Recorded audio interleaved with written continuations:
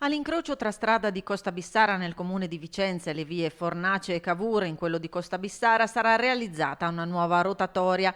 Avvio del cantiere previsto per il 2023. L'intervento avrà un costo complessivo di 225.000 euro.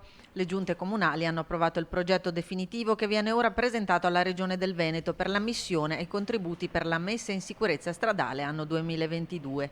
Un intervento che ha l'obiettivo di risolvere le criticità dovute alla geometria dell'attuale incrocio. L'opera non servirà solo a regolare il traffico veicolare, rallentando le velocità di punta e disciplinando correttamente le manovre di svolta, ma anche a mettere in sicurezza il passaggio di pedoni e biciclette sul nodo stradale mediante un percorso ciclo-pedonale che darà continuità alla pista presente sul territorio del comune di Costa Bissara e verso Vicenza Centro. Soluzione ad un punto nero più volte segnalato dai cittadini.